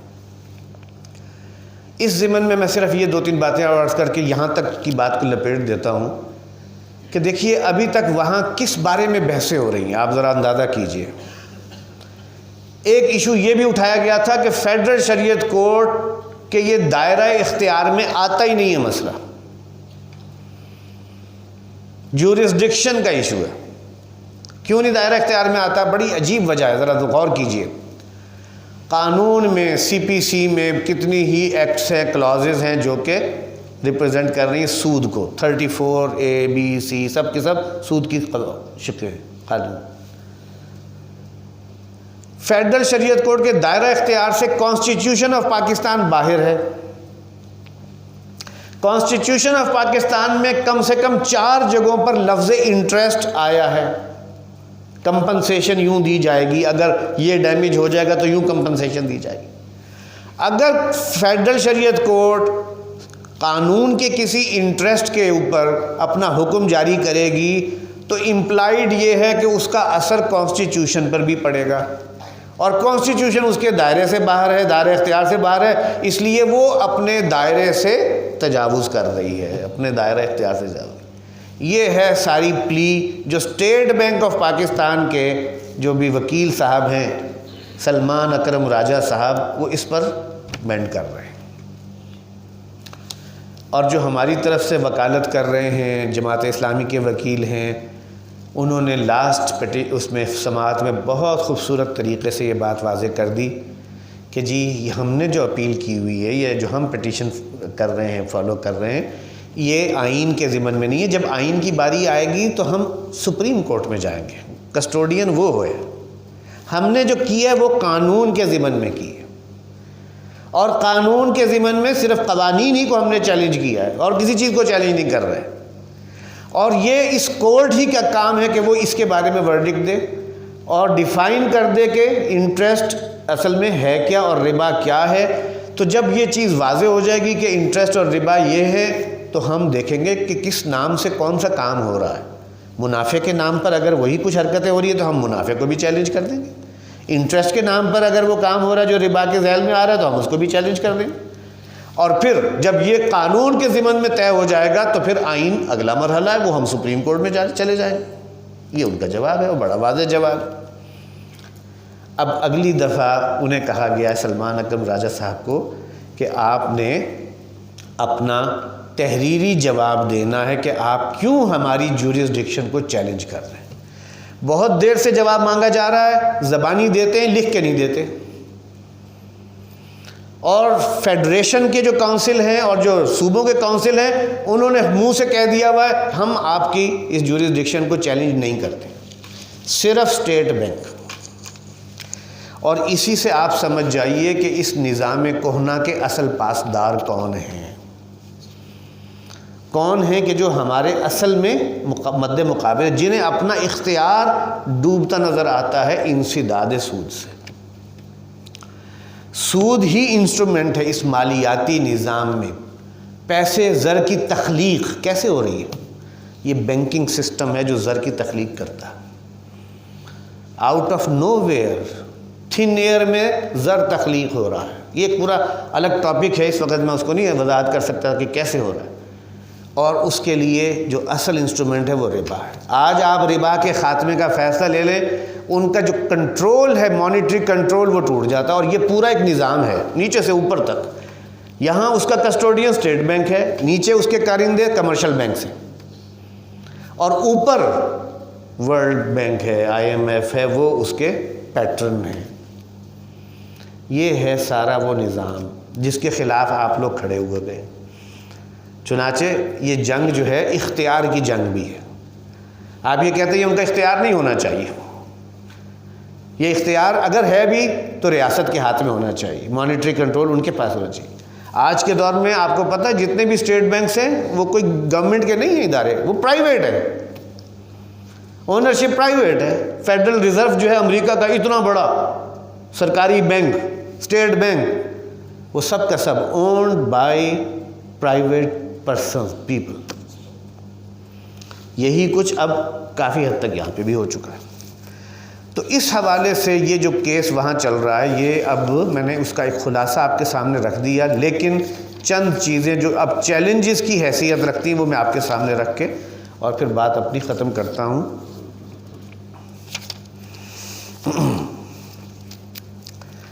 دیکھیے تقریباً 6 یا 7 ایسے ایوینیوز ہیں جو کہ اس وقت ہمارے سامنے چیلنج کی حیثیت رکھتے ہیں۔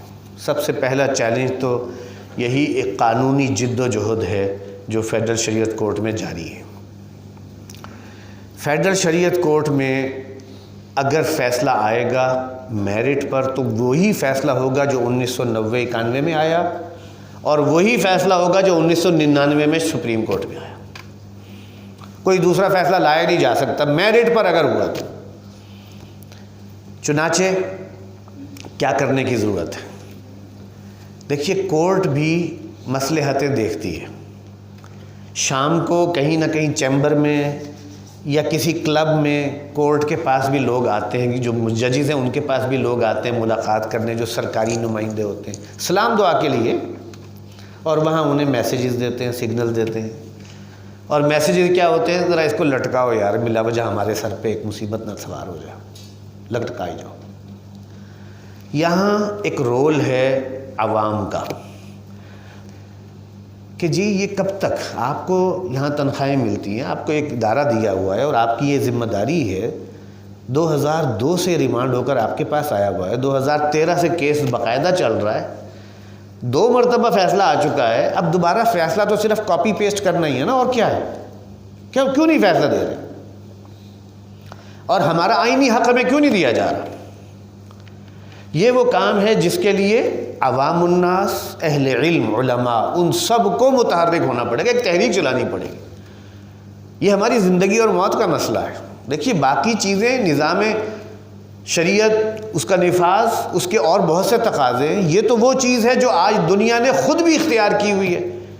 کم سے کم دنیا کے جو موسٹ پاورفل نیشنز ہیں، جو ان میں سے 7-8 وہ ہیں جو near zero rate of interest پر چل رہے ہیں۔ آپ کے علم میں ہے یہ بات؟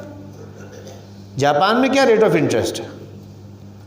سویڈن میں کیا ہے؟ ڈنمارک میں کیا ہے؟ انگلینڈ میں کیا ہے؟ 0.01%، 0.7%، لیس دین 1%۔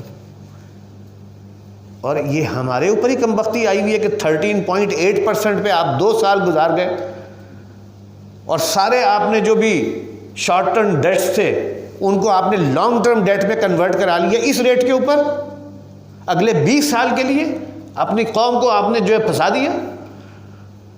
وہ قوم اب کہاں سے دے گی؟ ٹیکسوں کی جو بھرمار ہے اور جو مہنگائی کا ایک یلغار ہے، وہ کہاں سے کیوں ہو رہی ہے؟ وہ اسی لیے ہو رہی ہے کہ آپ سے لے کر ڈومیسٹک بینکوں کو دینے ہیں۔ یہ بھی اندازہ ہونا چاہیے آپ کو، نام IMF ورلڈ بینک کا لے کر ہمیں ڈرایا جاتا ہے، یہ پرائمری ڈیلرز 13 بینک ہے ڈومیسٹک جن سے گورنمنٹ قرضے لے رہی ہے اس ریٹ کے اوپر، اور جتنا والیوم قرض کا سود کا اس وقت ڈومیسٹک بینکوں کا ہو گیا ہے، انٹرنیشنل جو ہمارے قرضے ہیں، بیرونی ذرائع سے حاصل ہوئے قرضے، وہ اس کا 1/5 بھی نہیں ہے۔ تو آپ کو ڈومیسٹک بینکوں کی غلامی میں دیا گیا ہے اس وقت۔ آپ کی ساری مال و دولت وہ ان کی مرہون منت ہے، وہ آپ کو کھلائیں گے تو آپ کھائیں گے۔ یہ ہے صورتحال۔ لہٰذا یہ فیصلہ لینا ہمارے لیے اسی طرح ضروری ہے جیسے کہ کسی نے ہماری یہاں پر ٹیٹوا دبا دیا ہے، اب ہمارا سانس ہی نہیں آ رہا، اس سانس کو جاری رکھنا یہ اب ضروری ہے۔ اور یہ چیزیں اس کی کچھ عرصے بعد اثرات پتہ چلیں گے۔ آج اگر ہم نے اس کے ضمن میں کوئی مہم نہ چلائی، محنت نہ کی، ذمہ داری ادا نہ کی، تو اس کا نتیجہ کیا ہے وہ میں آپ کو پہلے عرض کر رہا ہوں۔ دوسری بات یہ ہے کہ ایک دستوری چیلنج بھی درپیش ہے۔ میں نے آپ کو دستور کی تمام شقیں بتا دی ہیں کہ جس میں اسلامک پروویژنز ہیں۔ 2015 میں، اس سے پہلے تک حال یہ تھا کہ اسلامی شقوں کو دستور میں زیادہ امتیازی حیثیت حاصل تھی۔ درمیان میں ایسی امینڈمنٹس کی گئیں کہ اسلامی شقیں دوسری تمام شقوں کے ایٹ پار آ گئیں، بعض حوالوں سے اس سے کم اہم ہو گئیں۔ چنانچہ اب ہمیں دستور کو بھی پکڑ دھکڑ کرنی پڑتی ہے۔ ایک یہی پکڑ دھکڑ دیکھ لیجئے، 38F کو رکھا ہوا پرنسپلز آف پالیسی میں، جس کو کہ آپ کورٹ میں چیلنج نہیں کر سکتے۔ یہی اگر فنڈامنٹل رائٹس میں رکھی ہوتی تو سپریم کورٹ کبھی نہیں کہہ سکتا تھا کہ جی ہم اس کے بارے میں کچھ نہیں کہہ سکتے۔ یاد ہے آپ کو سرمد عثمانی نے کیا کہا تھا، اور دوسرا ایک جج اور تھا، اس نے کیا باتیں کی تھی، فضولیات، کہ کیا ہم یہاں کوئی مدرسے کھول لیں، جس نے سود لینا ہے لے، جس نے نہیں لینا نہ لے، ہم تو یہ فیصلہ نہیں کر سکتے۔ کیوں کہا تھا؟ اس لیے کہ 38F جو تھی وہ کہاں رکھی ہوئی ہے؟ پرنسپلز آف پالیسی میں۔ یہ اگر ہوتی فنڈامنٹل رائٹس کے تحت تو یہ بات کبھی نہیں کہہ سکتے۔ چنانچہ ایک ترمیم یہ بنتی ہے کہ اس کو وہاں سے ہٹا کر فنڈامنٹل رائٹس میں لے کے جایا جائے، اور پروہیبیشن آف ربا ایکٹ تیار کر کے مولانا چترالی صاحب نے ایک جو ہے وہ بل پیش کیا ہوا تھا، اس بل کو بھی پیش کیے ہوئے اب 1.5-2 سال ہو چکے ہیں۔ میں نے کچھ کوششیں کی، پارلیمنٹیرین سے ملا، ان کی کمیٹیوں میں جا کر بیٹھا، وہاں جا کے ان سے خطاب کیا، سارے کام الحمدللہ اللہ کی توفیق سے، یہ کوئی احسان نہیں ہے کہ نہ ہی کوئی بڑی بات ہے، اللہ تعالیٰ نے جو ذمہ داری لگائی ہے اس کے حوالے سے کچھ ادائیگی کی توفیق دی ہے تو یہ باتیں ہو سکی۔ وہاں جا کر اندازہ یہ ہوتا ہے کہ پارلیمنٹیرینز کے ہاتھ میں بھی کچھ نہیں ہے، سارا معاملہ ہے ہی اسٹیٹ بینک کے ہاتھ میں، وہ نہیں چھوڑنا چاہتی اپنی ذمہ داری۔ جتنے پارلیمنٹیرین سے میں نے الگ الگ ان کے چیمبرز میں اور ان کے رہائشوں میں جا کر ملا ہوں، سب نے کہا جی کہ ہم 100% آپ کے ساتھ ہیں، ہم تو خود سود کا کاروبار نہیں کرتے۔ کسی نے کہا میری تو دادی نے کہہ دیا کہ اگر کسی دن تم نے سودی قرض لیا میں تمہارے گھر سے کھانا نہیں کھاؤں گی، کسی نے کچھ کہا، کہ حیرانی ہوئی دیکھ کے، تو پھر کیا ہو رہا بھائی؟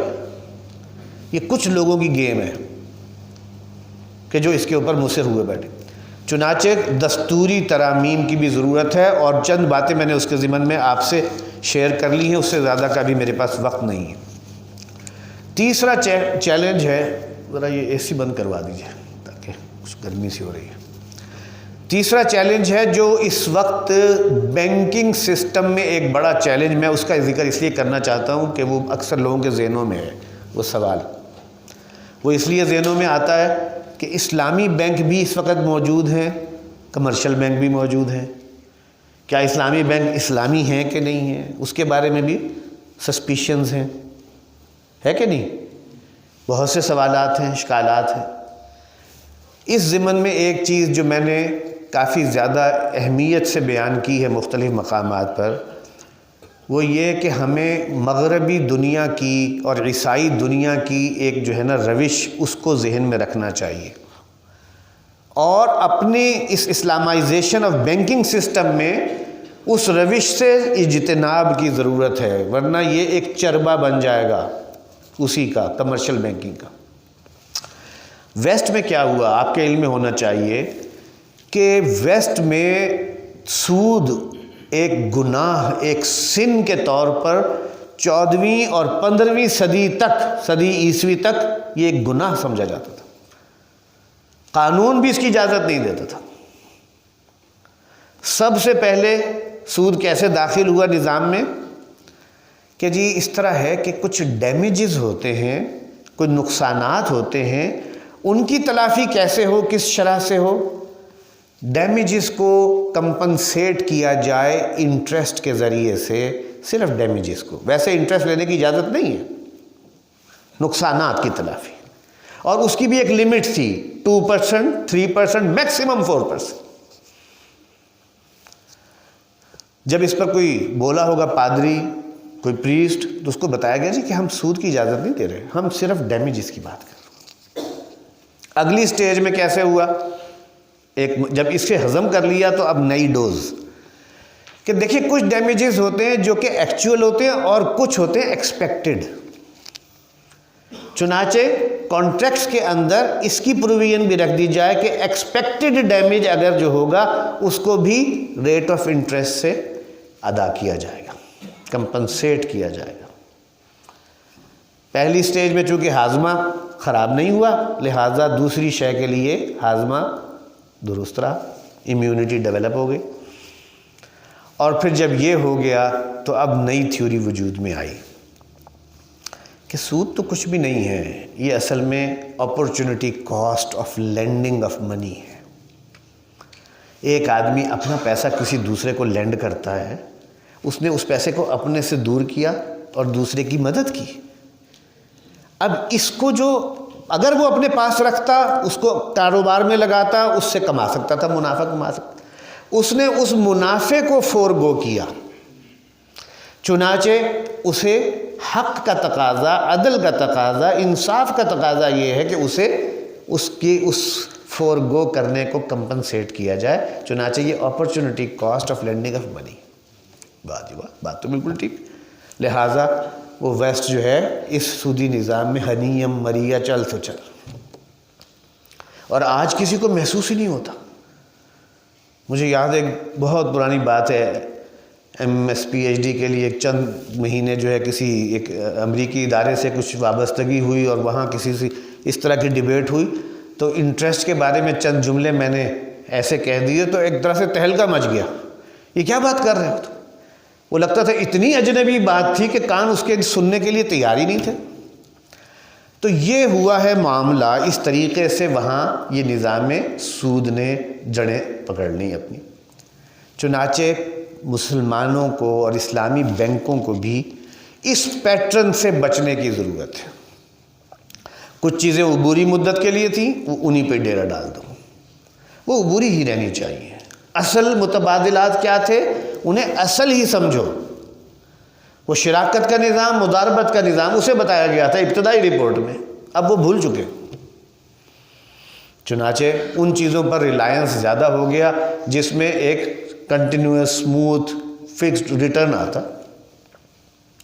اور اس سے کہیں ایسا نہ ہو، اس لیے کہ بہت سے لوگوں کو اس کے ضمن میں اشکالات ہیں، اس اشکال کو رفع کرنے کی ضرورت۔ لیکن ہم نے اسے اپنا ایک ٹارگٹ اس لیے نہیں بنایا کہ جب سود کی ڈیفینیشن ڈیفائن ہو گئی اور اس کے ضمن میں کورٹ کا فیصلہ آ گیا، تو اب اس ڈیفینیشن کے مطابق جو بھی معاملہ ہوگا اسے، چاہے وہ کسی نام سے ہو رہا ہو، اسے ہم چیلنج کر سکتے ہیں۔ لہٰذا کسی بھی شے کو الگ سے ٹارگٹ کرنے کی ضرورت ہی نہیں ہے، اصل چیز کو ٹارگٹ کریں اور اسی سے ہی معاملہ جو ہے انشاءاللہ بعد میں ان چیزوں کا بھی طے ہو سکتا ہے، کور ہو سکتا ہے۔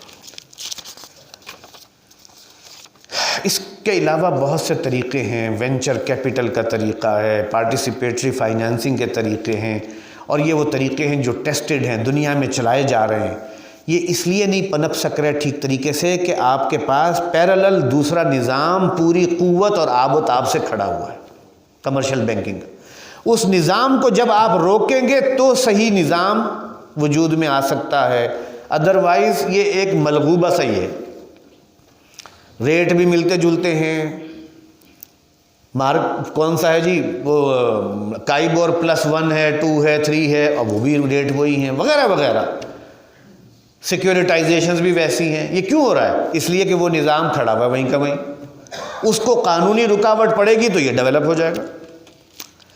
اور پھر یہ ہے کہ اسی کے ذریعے سے یہ جو اس وقت ہوا ہے نا کہ سارا بینکنگ جو لونز ہیں وہ ڈائیورٹ ہو گئے ہیں گورنمنٹ کی قرضوں کی طرف۔ کاروباری ادارے جو ہیں، کون لے سکتا ہے 13% کے اوپر قرض اور منافع بھی کمائے؟ کوئی نہیں لے سکتا۔ لہٰذا اب بینکوں کا بھی انٹرسٹ یہی ہے کہ زیادہ سے زیادہ گورنمنٹ کی طرف لون جائیں، کاروباری جو ضرورتیں ہیں وہ اب اس سے متاثر ہو رہی ہیں۔ آپ اسے نیچے لا کر زیرو کی طرف لے آئیں، کاروبار جو ہے وہ خود بخود ایکٹیو ہو جاتا ہے۔ ابھی پچھلے دنوں انہوں نے پالیسی ریٹ تھوڑا سا ریوائز کر کے نیچے کیا ہے، 6.5% پہ لائیں تو ایک دم آپ دیکھ لیجئے انڈسٹری کے اندر بوم آنا شروع ہو گیا۔ یہی اگر اور ریڈیوس ہو جائے، جو کہ ایکچولی بنتا ہے 0% کے اراؤنڈ جیسا کہ دنیا میں ہے، تو آپ کا کاروبار جو ہے وہ فلرش کرے گا، ساری انڈسٹری دوبارہ زندہ ہو جائے گی۔ اسی طریقے سے ایک چیلنج ہے جو عوام کا چیلنج ہے، اور عوام کو دیکھیے سود کا سارا ذمہ ریاست کا نہیں ہے، جو فرد پر ذمہ داری آتی ہے وہ فرد کو ادا کرنی ہے، جو اہل علم پر ذمہ داری آتی ہے وہ اہل علم کو ادا کرنی ہے، اور جو ریاست پر ذمہ داری آتی ہے وہ ریاست کو ادا کرنی ہے۔ یہ نہ ہو کہ ہم ساری کی ساری توپوں کا رخ ایک ہی طرف کر لیں۔ آخر ہمارے ہاں تجارتی انجمنیں بھی تو موجود ہیں نا، یونینز بنی ہوئی ہیں، برانڈرس روڈ کے اندر بھی ہیں، ٹاؤن شپ میں بھی ہیں، ہر جگہ ہیں۔ باقی سارے معاملات کے اندر تو بڑے ایکٹیو ہیں، اس معاملے کے اندر انہیں کون شعور دلا رہا ہے؟ جا کر کیوں نہیں ان سے بات کی جاتی کہ بھائی آپ جس کام میں پڑے ہوئے ہیں یہاں آپ ان چیزوں کو یوں ختم کر سکتے ہیں۔ ٹھیک ہے، قانون کی اپنی اہمیت ہے، وہ پورے نظام کی سطح پر قانون جو ہے وہ بہت اہم ہے، اس کے بغیر اس کی برکات صحیح طور پر سامنے نہیں آ سکتی، اسی لیے ہماری ایفرٹ اس لیول پر ہے۔ لیکن جو انڈیویجولز کر سکتے ہیں، میں اور آپ کر سکتے ہیں، ہم تو وہ بھی نہیں کر رہے، ہم بھی سوئے پڑے۔ یہ وہ چیز ہے کہ جو اللہ کے فضل سے اب مختلف تناظیم، مختلف جو تحریکات ہیں ان کے اندر اس کی ریئلائزیشن ہوئی ہے۔ تنظیم اسلامی تو تب سے لگی ہوئی، میں آپ سے عرض کر رہا ہوں 1980 کا میثاق اٹھا کے دیکھ لیجیے، آپ کو اس میں بھی سب کچھ مل جائے گا، اور آج بھی یہ کام ہو رہا ہے۔ جماعت اسلامی وہ خود اس کی علمبردار ہے، اسی کا وہ وکیل ہے جو اس وقت سب سے بہتر ریپرزنٹیشن دے رہا ہے۔ ہم تو اس کو تیاری کراتے ہیں زیادہ تر، یا جہاں بہت زیادہ کوئی ٹیکنیکل شرعی مسئلہ ہے تو وہاں ہم اپنا جو ہے رول پلے کرتے ہیں، ورنہ تو اس کو تیاری کراتے ہیں بیٹھ کے۔ اور اسی بات کو محسوس کرتے ہوئے الحمدللہ مولانا زاہد الراشدی صاحب، ایک معروف نام ہے، انہوں نے تحریک انسداد سود، اس کا آغاز کافی دیر پہلے کیا تھا، درمیان میں یہ ذرا ڈورمنٹ رہی تحریک، اب دوبارہ جب یہ کیس دوبارہ لگا ہے تو انہوں نے پھر جو ہے اپنی ذمہ داری محسوس کرتے ہوئے علماء کو اکٹھا کیا۔ 2 اجتماعات آسٹریلیا مسجد میں ہو چکے ہیں، اور آج آسٹریلیا مسجد سے اہل علم تشریف لائے ہوئے ہیں یہاں پر، یہ اسی کا اثر ہے ماشاءاللہ۔ اسلام آباد میں یہ لوگ اکٹھے ہو چکے ہیں، ابھی 20 تاریخ کو اسلام آباد میں پھر اسی گروپ کے تحت جو ہے ایک پروگرام ہے، مجھے بھی وہاں حاضر ہونا ہے انشاءاللہ تعالی۔ اور انہوں نے مساجد کے ائمہ، خطباء، ان سب کو یہ ٹارگٹ دیا ہے کہ لوگوں کو ایجوکیٹ کریں، لوگوں کو اس بارے میں آگاہی دیں، اور اللہ کے فضل سے وہ لوگ بھی ظاہر ہے ان کی جو اس مسئلے کی شرعی حیثیت ہے اس کے بارے میں تو نالج جو ہے وہ ہماری ایوریج سے کہیں اوپر ہے، لیکن جو اس کے دوسرے ٹیکنیکل آسپیکٹس ہیں، جو اس کے لیگل آسپیکٹس ہیں، اس کے حوالے سے ظاہر ہے ان کا وہ فیلڈ نہیں ہے۔ تو ہم کوشش کر کے مل کر یہ ایفرٹ کر رہے ہیں کہ وہاں پر ان چیزوں کی جہاں کوئی کمی ہے وہ ہماری ذریعے پوری ہو سکتی ہو تو وہ پوری کی جائے۔ چنانچہ وہ تحریک جو ہے تحریک انسداد سود کے نام سے، وہ بھی اللہ کے فضل و کرم سے ایکٹیو ہے، اور نہ صرف یہ کہ ایکٹیو ہے بلکہ ایک لیڈنگ رول پلے کر رہی ہے۔ تو مستقبل کے امکانات میں ایک بہت روشن امکان یہ ہو سکتا ہے کہ اگر ہماری یہ محنتیں فوکسڈ رہیں اور ہاتھ میں ہاتھ ڈال کر چلیں، ایک پبلک اوپینین فارم ہو اور پریشر پڑے، تو کورٹ سے فیصلہ وہی آئے گا، اس کے علاوہ کوئی فیصلہ نہیں آ سکتا انشاءاللہ تعالی۔ اور اس کے بعد اصل مرحلہ پھر شروع ہوگا۔ فیصلہ کورٹ نے پہلے بھی 2 دفعہ دیا ہے، جنہوں نے نہیں کرنا تھا انہوں نے پھر نہیں کیا، پھر اس پر عمل درآمد کے لیے پریشر مینٹین کرنا ہے۔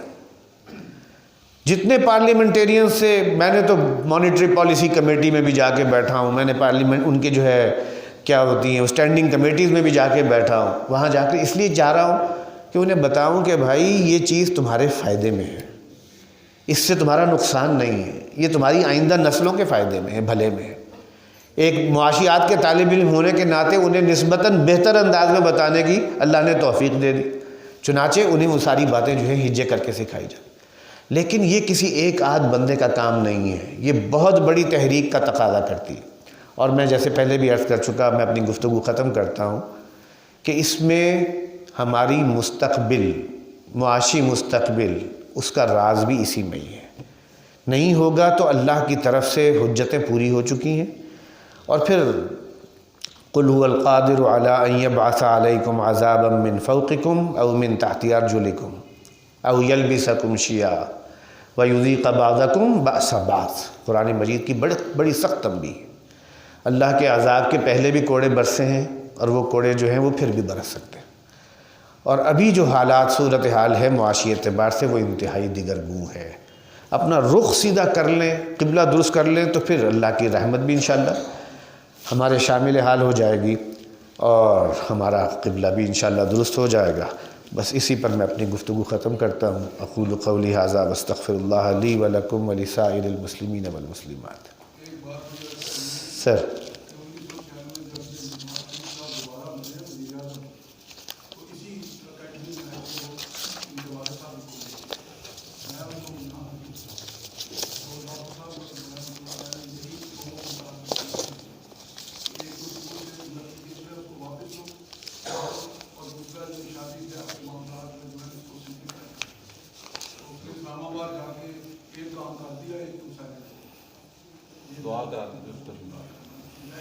جزاک اللہ۔ انہوں نے صرف یاد ہی کرایا ہے، 1996-97 کا میں نے ذکر تو کر دیا تھا کہ جب نواز شریف صاحب کی حکومت آئی تھی مسلم لیگ کی، اس وقت یہاں ڈاکٹر صاحب کے آفس میں بیٹھ کر وہ میٹنگ ہوئی تھی، میں اس میٹنگ میں حاضر تھا، اور اس میں انہوں نے وعدے بھی کیے تھے کہ ہم سودی نظام کے خاتمے کے لیے آپ کی جتنی بھی تقاضے ہیں، ڈیمانڈز ہیں، وہ پوری کریں گے۔ لیکن بس جو ہوا پھر اس کا انجام بھی آپ دیکھ رہے ہیں، جو اب انجام ہے سامنے۔ یہی بات اس وقت کی ریاست مدینہ کے علمبرداروں کے لیے ہماری پیغام ہے کہ ایک طرف نام بہت بڑا ہے، کلیم بہت ہائی ہے، اور دوسری طرف پرفارمنس کے اعتبار سے ابھی تک تو بدقسمتی سے کوئی نظر نہیں آ رہی۔ تو آئندہ جو ہے اگر ٹھیک اپنا قبلہ درست کر لیں گے تو پھر تو ٹھیک ہے، ورنہ پچھلے والوں کا انجام سامنے رہنا چاہیے۔ ایک سوال یہ بھی ہے بھائی، آپ نے جو ایک پروگرام ہمارے یہاں کیا تھا، جی وہاں پہ ایک شخص نے جو غالباً 50 ایئرس سے اوپر تھے، بہت سارے ہمارے لوگ جو ہے نا جو ریٹائرڈ لائف گزارتے ہیں تو وہ اس سودی نظام میں گرفتار ہو جاتے ہیں کوئی کام نہ کرنے کی وجہ سے۔ میں یہ چاہ رہا ہوں کوئی اس طرح کی طرز میں، جیسے گھریلو انڈسٹری ہے جس کو ایک دو بینک جو ہے چھوٹے پیمانے پہ ان کو سپورٹ کر رہے ہیں، آیا جو ہماری جو ٹیم ہے سود کے حوالے سے چل رہی ہے، جماعت اسلامی ہو، آپ اور لوگ ہوں، کوئی چھوٹے سے، کیونکہ گورنمنٹ سے تو ہم پچھلے 30-40 سال سے دیکھ رہے ہیں جس طرح فائٹ کر رہے ہیں آپ لوگ، اس کا اثر کوئی بھی نمایاں طور پہ نظر نہیں آ رہا، سوائے چند ایک قوانین جو ڈیولپ کیے گئے، پھر اس کے اگینسٹ کچھ دوسری چیزیں لے آئے گئے۔ مختصر ہاں، اس میں یہ ہے کہ کوئی اس طرح جو ایک ایسا طبقہ جو کہ اس میں گرفتار ہے، اس کے لیے کوئی چھوٹا اس طرح اسلامی جماعتوں کے ساتھ بینکنگ سسٹم شروع کر دیا جائے گھریلو انڈسٹری کے حوالے سے، تاکہ ان کو تو کم از کم بچا لیں۔ ذرا تفصیل طلب سوال ہے کہ اس جواب بھی اس کا تفصیلی ہونا چاہیے کہ لوگوں کو جو کہ ریٹائر ہوتے ہیں ان کے پاس پیسہ آتا ہے یا کسی اور ذریعے سے، تو ان کے پاس کوئی متبادل نہیں ہوتا تو وہ کیا کریں؟ دیکھیے، پہلی بات تو یہ کہ جو سود کے چنگل میں گرفتار ہیں ان کے لیے خوشخبری یہ ہے کہ پنجاب میں بھی، KPK میں بھی پرائیویٹ لینڈنگ کے ضمن میں ایکٹ پاس ہوا ہے اور یہ غیر قانونی قرار دیا جا چکا ہے۔ چنانچہ جو آدمی بھی کسی پرائیویٹ لینڈنگ کے کسی کیس کے ساتھ پھنس گیا ہے، جیسے ہمارے یہاں ہوتا ہے نا مہاجنی سود، اس کے لیے کورٹ میں اب مداوع موجود ہے اور اس ایکٹ کے مطابق آپ اس کے خلاف کیس کر سکتے ہیں۔ ایک بات تو یہ ذہن میں رہے۔ دوسری بات یہ ہے کہ یہ جو نظام کی اہمیت ہے نا، اس کے پیش نظر ہوتا یہ ہے کہ اگر آپ مل جل کر کوئی اور کام کریں اور لوگوں سے پیسے اکٹھے کریں اور پیچھے قانون اس کو سپورٹ نہ کر رہا ہو، تو کبھی بدقسمتی سے تاج کمپنی کیا ہوتی تھی وہ وجود میں آتی ہے، اور کبھی کوآپریٹو سکینڈلز وجود میں آتے ہیں۔ چنانچہ اس کے لیے کوئی اس طرح کی ایفرٹ کرنا جو کہ قانون کے دائرے میں نہ آتی ہو اور قانون اسے سپورٹ نہ کرتی ہو، وہ بڑا رسکی کام ہے، بجائے اسلام کو کوئی فائدہ پہنچانے کے اسلام کو بدنام کرنے کا ذریعہ بھی بن جاتی۔ تیسری بات یہ ہے کہ اگر سود کا خاتمہ کی ہم بات کرتے ہیں تو اس کا یہ مطلب نہیں ہے کہ جو ضرورت مند ہیں یا جو بیوائیں ہیں یا جو بوڑھے ہیں اور پینشنرز ہیں ان کے لیے کوئی نظام میں، سسٹم میں کوئی پروویژنز نہیں ہے۔ اللہ نے اگر ایک شے کی ممانعت کی ہے ربا کی، تو احل اللہ البیع کہہ کر اللہ نے بیع و شراء کے جملہ طریقوں کو جائز قرار دیا۔ چنانچہ ان طریقوں کے مطابق پروسیجرز بنتے ہیں، ضابطے بنتے ہیں، تو جو آج جو لوگ جنہیں ہم کہتے ہیں کہ جی ان کی وجہ یہ جو ہے نگلیکٹ ہوں گے یا ڈپرائیو ہوں گے، ان لوگوں کا مداوع کہیں بہتر ہوتا ہے، بہتر انداز میں ہوگا آج کی نسبت۔ آج تو ان کو انفلیشن بھی جو ہے وہ کور نہیں مل رہا، اتنا ان کو نہیں دیا جاتا کہ ان کا جو ہے افراط زر کا بھی جو ہے وہ کمپنسیٹ ہو سکے۔ چنانچہ دین نے اگر ایک راستہ بند کیا ہے تو اور 10 راستے اللہ نے کھلے رکھے ہیں۔ ان راستوں کو یہ اب ذمہ بنتا ہے ان لوگوں کا کہ جو اس کام سے وابستہ ہے کہ ان راستوں کو ڈیولپ کریں۔ ابھی ریسنٹلی مجھے موقع ملا ہے بعض انڈسٹریز کے ساتھ اور کمپنیز کے ساتھ کہ انہوں نے جو پارٹنرشپ کے جو میتھڈ اختیار کیے تھے، عام طور پر کمپنیوں میں یہ ہوتا ہے کہ جو بڑے ہیں وہ تو انہوں نے شروع کی ہوتی ہے، بعد میں اگلی نسلیں آ جاتی ہیں، اگلی نسلوں میں جو میل ممبرز ہوتے ہیں وہ تو اس کا کاروبار کا حصہ رہتے ہیں، جو فیمیلز ہوتی ہیں وہ محروم ہو جاتی ہیں، اور میل میں بھی جو چھوٹے ہوتے ہیں وہ اکثر و بیشتر محروم رہتے ہیں، بڑے جو ہے وہ حصے لے جاتے ہیں۔ اس لیے کہ کوئی ماڈل ہی ایسا موجود نہیں دینی اعتبار سے جو قانون وراثت کو بھی سامنے رکھتا ہو، جو شراکت کے نظام کو بھی سامنے رکھ کے بنایا گیا ہو۔ تو مجھے اس طرح کے کچھ لوگوں کے ساتھ بیٹھ کر اور کچھ ماڈلز ڈیولپ کرنے کا موقع ملا ہے، اور مجھے تو یہی نظر آتا ہے کہ یہ اللہ نے جو نظام دیا ہے وہ کہیں زیادہ ایکویٹیبل ہے، مبنی بر عدل ہے، اور اس کے اندر خیر ہی خیر ہے۔ تو پہلے آپ اس سے بچنے کے لیے کوئی راہ تو ایک پیدا کریں نا دل کے اندر۔ اگر بچنے کے لیے راہ ہی نہیں ہے، اس کے لیے کوشش ہی کچھ نہیں ہے، تو دوسری چیز نہیں ملتی ہمیں، وہ پھر دوسری چیز ہم سے دور ہی رہتی ہے اور وہ ایک کویسچن مارک کی بنی رہتی ہے۔ تو اس کے لیے جو ایک عوام کے اندر رابطہ کر کے اس کی تڑپ پیدا کرنا، اس کی خواہش پیدا کرنا، کوئی آدمی جو قرضوں کے بوجھ تلے دبا ہوتا ہے اور اس کو جو ہے وہ پھنسا ہوا نکل نہیں پا رہا، اس کے لیے کیا راہ ہوتی ہے کہ وہ اس کے بعد اس مسئلے سے نکل سکے؟ وہ 1 بائی 1 نیگوشیٹ کرتا ہے. وہ پہلے اپنے سب سے بڑے خطرناک قسم کے جو قرض خواہ ہے اس کے پاس جاتا ہے، اس سے بات کرتا ہے، اس کا قرضہ پہلے ادا کرنے کی کوشش کرتا ہے، وہ اپنے ایسٹس بیچتا ہے، وہ کسی اور ذریعے سے اس کو جو ہے کمپنسیٹ کرنے کی کوشش کرتا ہے، پھر دوسرے کے پاس جاتا ہے. تو ملکی سطح پر جیسے ایک فرد کا مسئلہ، ویسے ہی ملکی سطح پر بھی ملک بھی آج مقروض ہے طرح طرح کا معاملات میں، اور طرح طرح کے جو ہے ایجنسیوں کے تحت انہیں بھی جا کر 1 بائی 1 ہینڈل کرنا پڑے گا. یہ اسی وقت ہوگا جب یہ بات معلوم ہو کہ یہ ربا والا آپشن بند ہو گیا ہے. اب ہم دوبارہ سودی قرض نہیں لے سکتے. یہ ہوگا تو اگلا مرحلہ شروع ہوتا ہے، ورنہ سلسلہ چلتا رہتا ہے. جیسے آج اسلامی بینکنگ کے ساتھ ہو رہا ہے کہ کمرشل بینکنگ موجود ہے، ایک عام آدمی کھڑا ہو کے دیکھتا ہے جی میں اگر ادھر سے فائنانسنگ لوں گا تو یہ تو مجھے 13.5% پہ مل رہی ہے، میں ادھر سے جا کر لیتا ہوں عام سودی بینک سے تو یہ تقریباً 13.25 پہ مل رہی ہے. وہ کہتا ہے میں کیوں نہ 13.25 کے اوپر لوں گی. چنانچہ آپشن کے کھلے ہونے سے اس کے پاس یہ چوائس موجود، اور یہ جو سسٹم ہے اس سسٹم کو صحیح بنیادوں پر استوار کرنے کے امکانات معدوم. یہ ہے پرابلم جس کی وجہ سے اصل ایفرٹ اسی کی ہو کہ یہ آؤٹ لا ہو جائے، یہ سودی نظام غیر قانونی قرار دے دیا جائے. جب وہ غیر قانونی ہوگا تو ہی کوئی دوسری چیز معرض وجود میں آئے گی. اس کے ماڈلز بنے ہوئے ہیں، اس پر کام بے تحاشا ہوا ہے. تو اس اعتبار سے ہمارے پاس اس وقت تھیوری کی کمی نہیں ہے، پریکٹس کا مسئلہ ہے.